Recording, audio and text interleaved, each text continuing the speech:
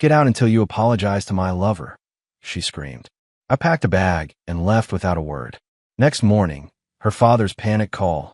The trust alert fired. Tell me she didn't actually kick you out. She did. And the 30-year-old legal structure I built just activated. Automatically. My name is Griffin Harding. I'm 53 years old, and for 30 years I've been a commercial real estate developer here in Portland, Oregon. Started with a 4-unit apartment building at 23, borrowed to the hilt. Now I control 42 properties across 3 counties, worth approximately $80 million. I didn't build that by being impulsive. I built it by being patient, strategic, thorough. Same qualities that made me successful apparently made me boring in marriage. Simone and I met when she was 23. I was 27, already on my 3rd building. She saw ambition in me. Her father, Leonard Cross, saw stubbornness. Both were right. Leonard owned Cross Development, the largest residential construction firm in the Northwest. When I married his daughter, he made it clear I was marrying up. Country clubs, charity galas, summer homes, that was their world. I came from a 2-bedroom apartment in Northeast Portland. But I had something Leonard respected. I knew how to build and protect what I built. When he suggested creating a family trust, I didn't just agree. I studied trust law for 6 months and helped design a structure so airtight that even Leonard was impressed. The Harding Cross Family Trust had provisions nobody thought we'd need. Article 7, Section 3 specifically addressed what happened if primary beneficiaries violated behavioral covenants. Leonard insisted. Better to have guardrails nobody needs than need guardrails nobody has. Simone signed everything without reading it. She was pregnant with Lydia, focused on nursery colors, trusting the men in her life had everything handled. That was 25 years ago. 25 years of building, providing, protecting. 2 children, Lydia, now 25 finishing medical residency in Seattle, and Owen, 22 at University of Oregon. A home architectural magazines wanted a feature, a marriage that looked perfect from outside, but providing stopped being enough somewhere along the way. 3 weeks ago, Owen called from Eugene, voice tight. Dad, I need to tell you something. That's when I learned about Jasper Crane. 39, self-proclaimed brand consultant with a Sanskrit wrist tattoo and a LinkedIn full of inspirational quotes. Owen saw them together at a restaurant, not business lunch together, but hand-holding, kissing in the parking lot together. I thanked Owen, assured him it wasn't his burden, and spent 2 weeks doing what I do best, preparing. I didn't confront or rage. I documented, consulted attorneys, quietly activated legal mechanisms dormant for 25 years. Now, standing in my living room with my wife screaming and her lover smirking, all that preparation was about to pay dividends. I'll be gone by morning, I said steadily. But Simone, you should know something. She crossed her arms, defiant. What? You should have read what you signed. I turned and walked toward the stairs, ignoring her confused expression and Jasper's nervous laughter. By morning, she'd understand. By morning, everything would become very clear. I didn't go far that night. Just to the Marriott downtown, 17 floors up with a view of the city I'd helped build. Couldn't sleep, didn't try. Just sat by the window watching car lights streak through the rain and thinking about the last time Simone had actually looked at me like I mattered. Couldn't remember. That told me everything.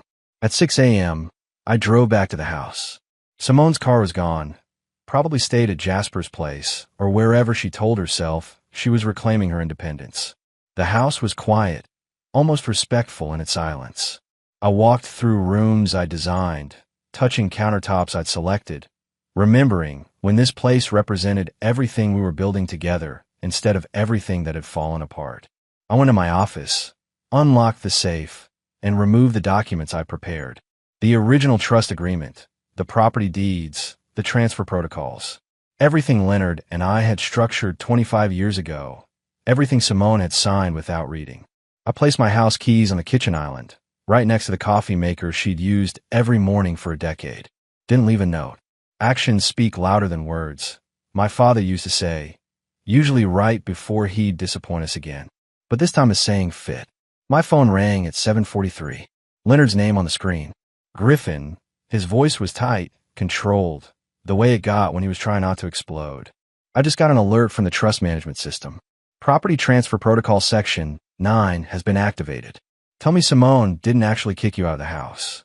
I leaned against my truck in the driveway, watching morning light break through the clouds. Leonard Cross, my father-in-law, sounded older than his 73 years suddenly. Tired. She did, I said simply. Last night. Told me to get out until I apologized to her lover. So I got out.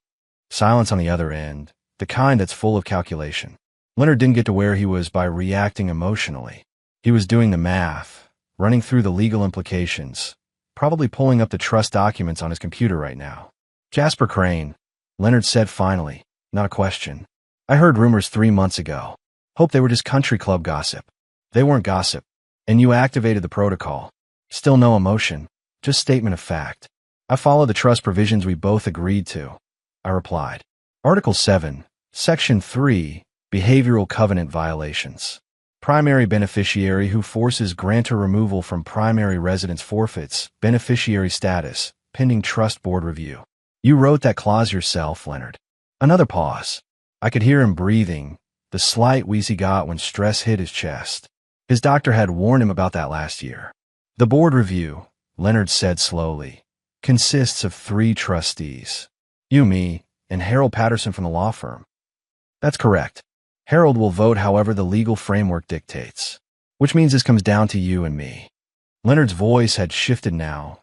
Not father-in-law anymore. Business partner calculating exposure. What do you want, Griffin? I don't want anything, I said honestly. I want to protect what we built. You taught me that. Family assets stay in the family, but family members who violate trust don't get to benefit from it. Those were your words. She's my daughter. For the first time, Leonard's voice fractured slightly. I know. And she's my wife. Was my wife. I corrected myself. But she made a choice last night, Leonard. She chose a 39-year-old brand consultant with a Sanskrit tattoo over 26 years of partnership. She can live with that choice. But she can't make that choice and keep the benefits of what I built. The line went quiet again. Somewhere in the background, I heard a woman's voice, probably Diane, Leonard's second wife, asking if everything was okay. I need to talk to Simone, Leonard said finally. Don't do anything else yet. Give me 24 hours. I'm not doing anything, Leonard. The trust is doing what it was designed to do. Automatically. That's the beauty of good legal architecture. 24 hours, Griffin. Please. I looked at the house one more time, the place where I'd raised my children, celebrated birthdays, believed in futures that no longer existed. She has my number, I said. But the clock on the protocol started last night when I vacated the premises. 24 hours won't change the legal mechanics already in motion. I hung up before Leonard could respond. My phone immediately buzzed with a text from my attorney, David Rosen. Trust alert received. Standing by for instructions. I typed back, let it run. No interventions. 3 dots appeared, then disappeared, then appeared again. Finally, understood. This would get complicated. I sent back one word, good. The coffee shop on Burnside had terrible coffee, but excellent Wi-Fi, and booth seating where nobody bothered you. I sat in the back corner with my laptop, and 3 manila folders I've been building for the past 2 weeks. Called them my insurance policies. David Rosen, my attorney, slid into the booth across from me at 9:30. He didn't order coffee, just opened his briefcase and pulled out a yellow legal pad covered in notes. Simone called my office 4 times this morning, David said, adjusting his glasses. Said you've locked her out of the trust accounts, and she can't access household funds. I haven't locked anything, I replied. The trust provisions locked automatically when she violated behavioral covenants. I'm not the one who activated this, David. She did. David nodded slowly. He'd been my attorney for 12 years, handled everything from property acquisitions to contract disputes. Never seen him rattled. Her attorney, Sharon Vickers, already sent a demand letter. Claims you're weaponizing the trust for revenge, that it constitutes financial abuse. I opened the first folder and slid it across the table. Bank statements, credit card records, transfer receipts. Simone withdrew $43,000 from our joint account over the past 6 months. Small amounts, nothing that would trigger alerts. Spent on trips to Seattle, hotel rooms, shopping sprees. I have receipts from places she claimed were business networking events. David flipped through the pages, his expression unchanging.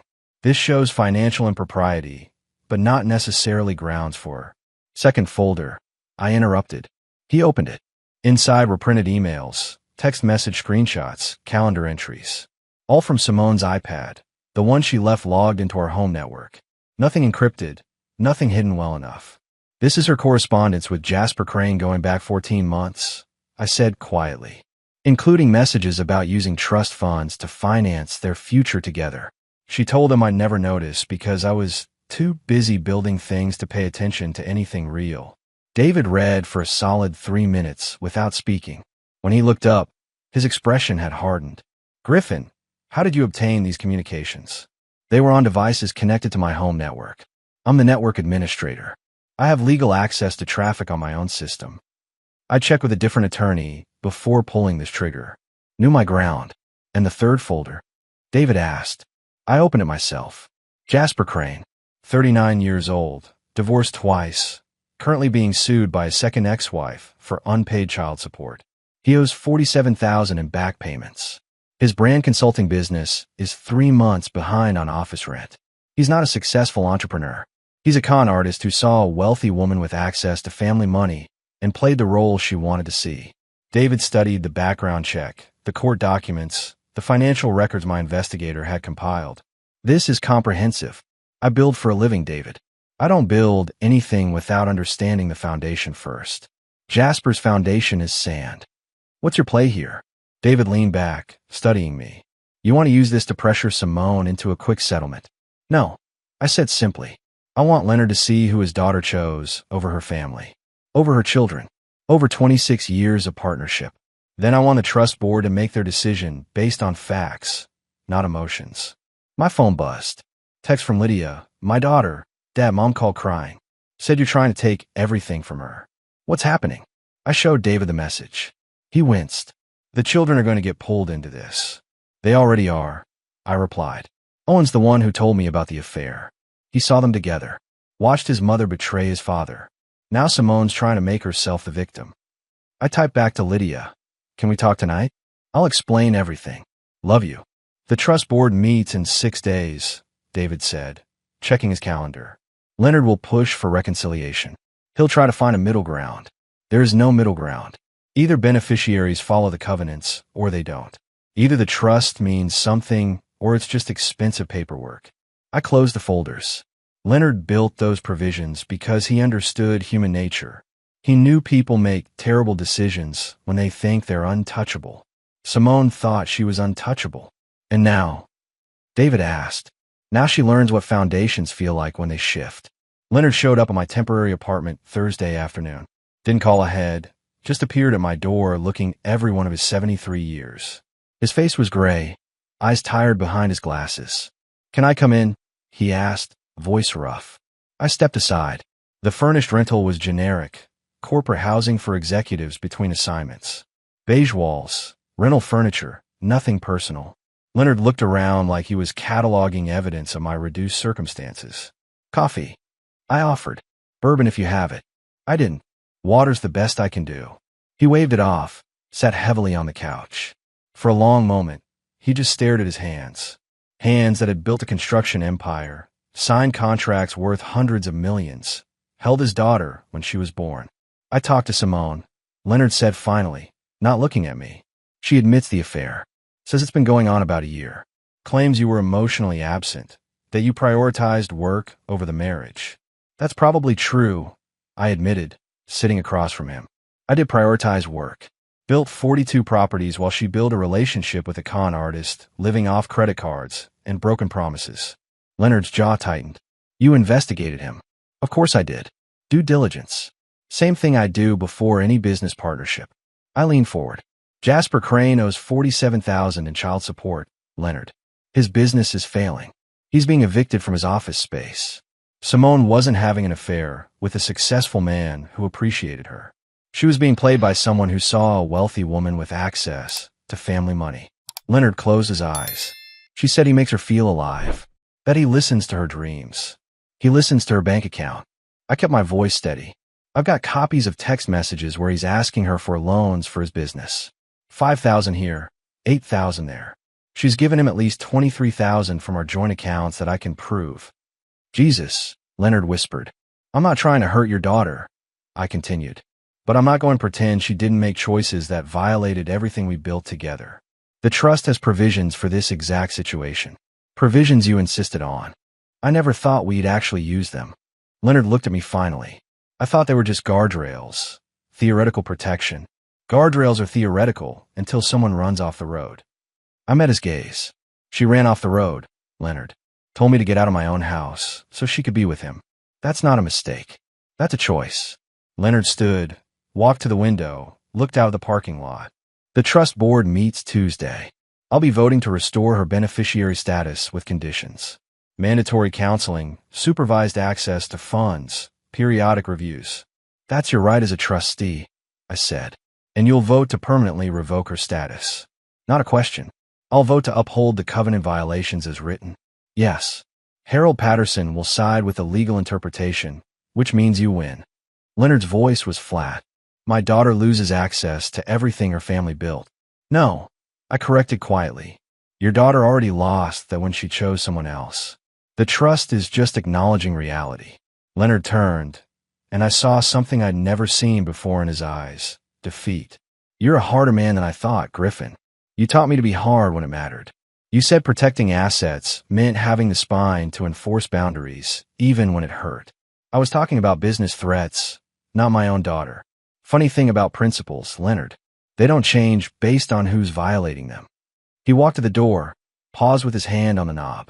Lydia and Owen are caught in the middle of this.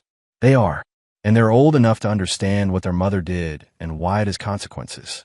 Leonard opened the door, stood in the doorway. She's going to fight this. I know. It's going to get ugly. It already is. He left without another word. I stood at the window watching him walk to his Lexus, shoulders bent, moving like a man who just buried something precious. My phone rang. Lydia. Dad. Her voice was careful, controlled. I need to hear your side. Mom says you're being cruel, that you're using money to punish her for falling out of love. Can you come to Portland this weekend? I asked. I'll show you everything. Every document, every provision, every choice that led us here. Silence then. Okay. Saturday morning. Thank you, sweetheart. After she hung up, I sat in the quiet apartment and thought about Leonard's defeated expression, about Simone's tears that I hadn't seen yet, but knew were coming, about my children being forced to choose sides in a war their mother started. This wasn't victory, but it wasn't defeat either. It was something harder. It was being right at the cost of everything comfortable. Lydia arrived Saturday morning with 2 coffees and the wary expression of someone entering a battlefield without knowing which side held the mines. My daughter looked like her mother, same sharp features and careful eyes, but she moved like me, deliberate and measuring. Dad, she said, handing me a coffee. Mom called me 6 times yesterday. She's staying at a hotel because she says she can't access house accounts. Sit down, I replied. I'll show you everything. For the next hour, I walked her through the trust documents, the behavioral covenants, the email exchanges between Simone and Jasper. Showed her the bank withdrawals, the credit card statements, the messages about using family money to finance their future. Lydia read in silence, her coffee going cold. When she finally looked up, her eyes were wet but her voice was steady. How long have you known? Owen told me 3 weeks ago. He saw them together in Eugene. Owen knew before me. Something flickered across her face. Hurt, maybe. He happened to see them. It wasn't about who knew first, Lydia. It was about what to do with the information. She stood, walked to the window, arms crossed. Mom says you're being vindictive. That you built this trap and waited for her to step into it. I built protection 25 years ago with your grandfather. Protection against exactly this kind of betrayal. Your mother stepped into it by choice, not because I led her there. Lydia turned. She says she loves him. That Jasper makes her feel alive in ways you never did. Jasper Crane owes $47,000 in child support, I said quietly. He's being evicted from his office. His business is failing. Your mother didn't fall in love with a successful man who appreciates her. She fell for a con who saw access to money. My daughter's face went pale. You investigated him. I protect what's mine. That includes you and Owen, even if it means showing you ugly truths about your mother's judgment. Lydia sat back down, picked up the background check on Jasper. Read through it slowly. When she finished, she just stared at the papers like they might rearrange themselves into something less damning. What happens now? She asked finally. Tuesday, the trust board votes. Your grandfather will vote to restore your mother's beneficiary status with conditions. I'll vote to maintain the suspension. Harold Patterson will vote by legal precedent, which means I win. And Mom gets nothing. Mom gets her personal income, her car, her freedom. She doesn't get access to family assets she violated covenants to lose. I leaned forward. Lydia, I need you to understand something. This isn't about revenge. It's about consequences. If we don't enforce boundaries, they become suggestions. Your mother needs to learn that choices matter. Lydia wiped her eyes, but her voice stayed controlled. Owen's flying in Monday. He wants to talk to both of you together. I'll meet with him, but not with your mother present. Not yet. She's going to fight this, Lydia said. She's already talking to attorneys about challenging the trust structure. Let her fight. The structure is solid. Leonard and I built it to withstand exactly this kind of challenge. I reached across, took my daughter's hand. I know this is hard. I know you love your mother. Nothing about this trust situation changes that you're her daughter. But it changes that she's your wife, Lydia said softly. That changed the moment she brought another man into our home and told me to apologize to him. Owen showed up Monday afternoon, still wearing his University of Oregon hoodie, looking younger than 22 and older than he should. My son had his mother's dark hair and my build, solid and grounded. Dad, he said, dropping his backpack by the door. We need to talk about what I didn't tell you. That sentence made my chest tighten. What do you mean? Owen sat on the couch, hands clasped between his knees. When I saw Mom with Jasper and Eugene, it wasn't the first time. I saw them 6 months before that. In Portland, at a restaurant near campus when I came home for spring break. The room tilted slightly. 6 months before you told me. I didn't know what to do. Owen's voice was raw. I was 21, Dad. How do you tell your father that your mother is cheating? I kept hoping I was wrong, that maybe they were just friends, that it would stop. I sat across from him, trying to keep my voice level. Why tell me 3 weeks ago instead of 6 months ago? Because I saw them again in Eugene, and this time they were talking about leaving, about starting over together. Mom said she was tired of living a half-life, that she deserved happiness. Owen looked up, and his eyes were my eyes, same color, same intensity. She was planning to leave you, Dad. Not just have an affair, but actually leave. I couldn't let you be blindsided. The weight of it settled over me. 6 months of knowing, 6 months of carrying that burden alone. Owen, you should have told me immediately. I know. I'm sorry. I was trying to protect everyone and ended up protecting no one. He pulled out his phone, opened it, handed it to me. There's something else. Last week, Mom called me, asked if I'd testify at the trust hearing that you were emotionally abusive, that you controlled her with money and isolated her from friends. What did you say? I told her no. I told her what she did was wrong, and I wouldn't lie for her. Owen's voice strengthened. Then she said if I didn't support her, I was choosing your money over my mother. That's manipulation, I said. I know. That's when I realized she's not the person I thought she was. Or maybe she is, and I just never saw it clearly. Owen took his phone back. Lydia called me after meeting with you. She's struggling, Dad, trying to balance loving Mom with seeing what Mom actually did. What about you? I asked. How are you balancing it? Owen met my eyes. I'm not. I saw what I saw. Mom cheated, brought that guy into our family, and now she's trying to make you the villain for protecting what you built. I can't balance that. I can only choose truth. Something in my chest loosened hearing him say it. I never wanted you kids pulled into this. We were pulled in the moment Mom made her choices, Owen replied. You didn't do that. She did. We sat in silence for a moment, father and son, navigating wreckage neither of us created. Tuesday's the trust board meeting. I said finally. Your mother will likely try to contact you, maybe pressure you to intervene with Leonard.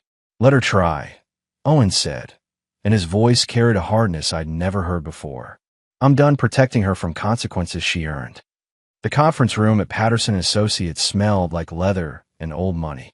3 trustees sat at a mahogany table that had witnessed decades of family disputes. Harold Patterson, 71, senior partner, presided from the head. Leonard sat to his right, looking like he'd aged 5 years and 5 days.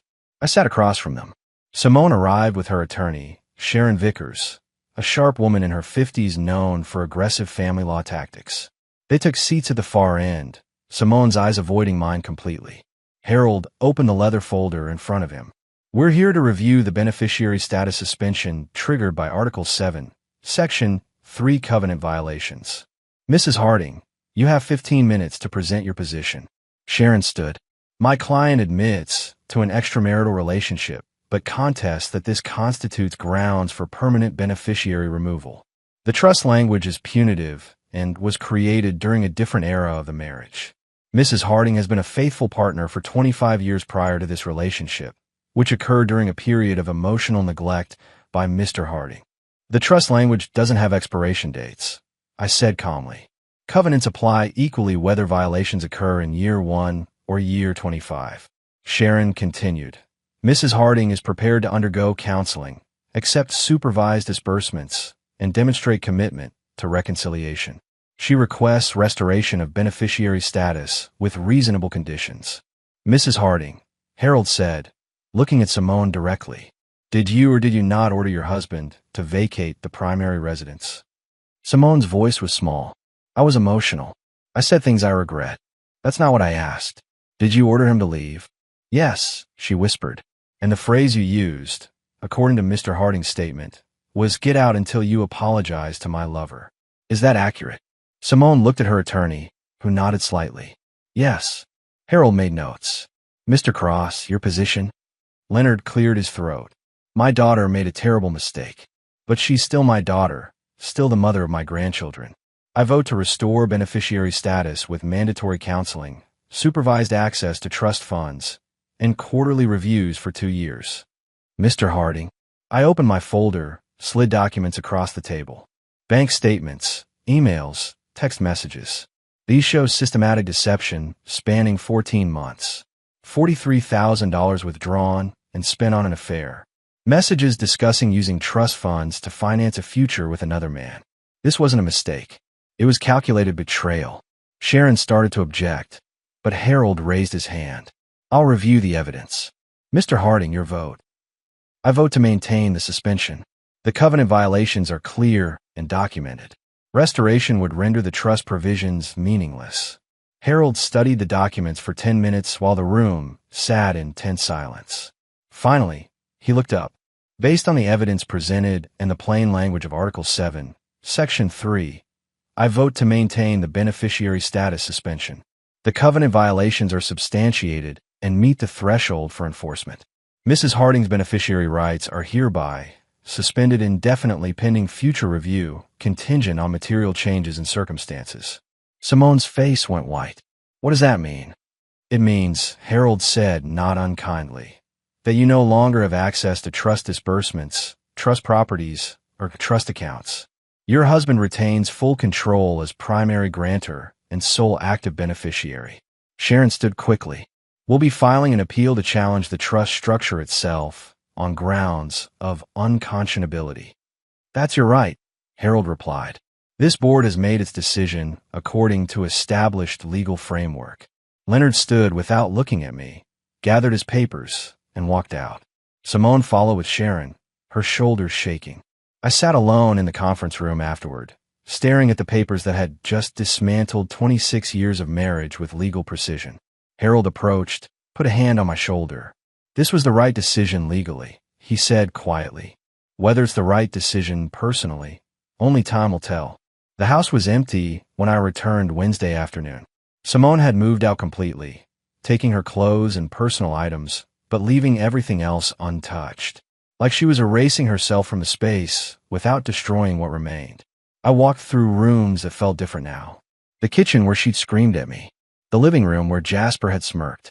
The bedroom we'd shared for 26 years. Now just furniture and memories. My phone rang. Private investigator, Dennis Cole, the man I'd hired 3 weeks ago to document everything. Griffin, Dennis said, his voice carrying bad news. I've got something you need to see. Can you meet me? 30 minutes later, I sat in his car outside a downtown hotel. Dennis handed me an envelope. Jasper Crane, Dennis said. Real name Jason Caldwell. Changed it legally 4 years ago after his second divorce.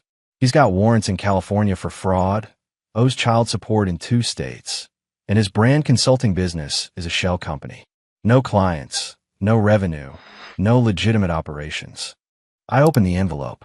Court documents, arrest records, documented scams going back 12 years. This wasn't just a bad boyfriend. This was a career criminal. There's more, Dennis continued. I found communications between Jasper and his brother. They were planning to marry Simone, get control of trust assets, then divorce her and split the proceeds. This was a long con from the beginning. The weight of it settled over me. Simone hadn't just made a bad choice. She'd been targeted, manipulated, used by someone who saw vulnerability and exploited it professionally.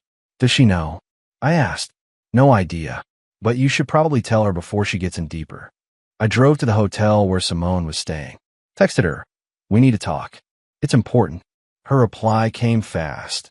If this is about the trust, my attorney said not to communicate. Me, it's about Jasper. You're in danger. 10 minutes later, she met me in the hotel lobby, looking exhausted and defensive. What do you want, Griffin? I handed her the envelope. Jasper Crane isn't who he says he is. His real name is Jason Caldwell.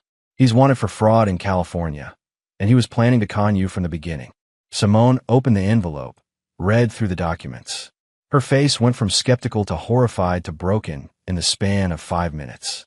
No, she whispered. He loves me. He loves your access to money. Read the messages between him and his brother. They planned the whole thing. She sank into a lobby chair, papers scattered around her. I destroyed my marriage for a con artist. Yes, I said simply, because there was no kind way to say it. What do I do now? Her voice was small, lost. You file a police report. You cut all contact with him. You figure out how to rebuild your life without the safety net you violated your way out of. Simone looked up at me, and for the first time in months, I saw the woman I'd married. Scared, real, without pretense. I'm so sorry, Griffin. I know, but sorry doesn't undo covenant violations. Sorry doesn't restore trust. It just means you finally understand what you lost. I left her in that lobby, surrounded by evidence of her own terrible judgment, and drove back to the empty house that was now just mine. 2 weeks after the trust board meeting, I received a call from Detective Sarah Brennan with Portland PD's Fraud Division. Jasper Crane, real name Jason Caldwell, had been arrested in Seattle attempting to board a flight to Mexico using a fake passport. We found evidence linking him to multiple scams, Detective Brennan said. Your wife's case is part of a larger investigation. He targeted at least 6 women over the past decade, all with significant family wealth. I sat in my office at the house that was finally just mine again, looking at property development plans I'd been too distracted to focus on for months. What happens now? He's facing federal charges. Wire fraud, identity theft, conspiracy. Your ex-wife will need to testify. Ex-wife. The word still felt strange, even though the divorce papers had been filed 3 days after the trust board meeting. Simone hadn't contested anything, signed everything her attorney put in front of her with the mechanical compliance of someone who'd stopped fighting. Leonard called that afternoon. His voice sounded older, tired in a way that wasn't just physical. Griffin, he said, I owe you an apology. You were protecting what we built, while I was trying to protect my daughter from consequences she needed to face. You were being a father, I replied. That's not something to apologize for. Simone filed charges against Jasper, or Jason, whatever his real name is. She's cooperating with the federal investigation. Leonard paused. She asked me to tell you she understands now. Understands what you were trying to protect her from. That's good. But understanding doesn't change the outcome. No, Leonard agreed. It doesn't. The trust provisions stand. She's moved in with her sister in Sacramento, trying to rebuild her credit in her life. I looked out the window at the garden Simone had designed, the stone path I'd laid, the life we'd built together that had fractured along fault lines neither of us had noticed until it was too late. How are Lydia and Owen? Leonard asked. Managing. Lydia's back in Seattle, focused on her residency. Owen's finishing his senior year. They've both been to counseling, working through what this did to their idea of family. I paused. They still talk to their mother. I made sure they understood that my issues with Simone don't dictate their relationship with her. That's generous. That's being a father. I echoed his earlier words. They need their mother, even if I don't need my wife anymore. After Leonard hung up, I walked through the house room by room. Some spaces I'd already started changing, removing memories that hurt to look at. Others I left untouched, not ready to erase everything we'd been. My phone buzzed. Text from David Rosen, my attorney. Divorce finalized. Papers being filed with the court today. 26 years of marriage, reduced to legal documents and property settlements. Simone got her car, her personal accounts, her freedom. I got the house, the properties, the business empire I'd spent 3 decades building. The victory felt hollow, but it felt necessary. Like surgery that saved the patient, but left scars that would never fully fade. 8 months later, I stood in the lobby of the newly opened Griffin Harding Community Development Center in Northeast Portland, the neighborhood where I'd grown up in that 2-bedroom apartment. The center provided small business consulting, financial literacy classes, and startup grants for entrepreneurs from underserved communities. Leonard stood beside me, looking healthier than he had in months. Lydia and Owen flanked my other side, both of them smiling genuinely for the first time since the trust board meeting. Dad, Lydia said, squeezing my arm, this is incredible. You turned everything that happened into something that helps people.